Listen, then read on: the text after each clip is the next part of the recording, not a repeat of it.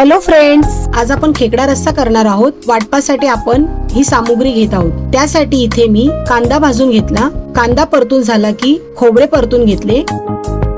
खडा मसालाही गरम करून घेतला। काळे तीळ आणि तांदूळ पण भाजायचे। आता सर्व एकत्र वाटण करून घेतले।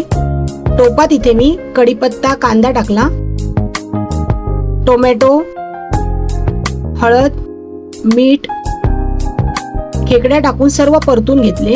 खेकड्या परतून झाले की लाल तिखट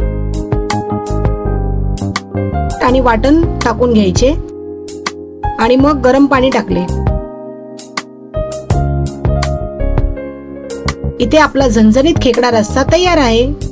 जर तुम्हाला माझी रेसिपी आवडली असेल तर माझ्या चॅनलला लाईक, शेअर आणि सबस्क्राईब करा।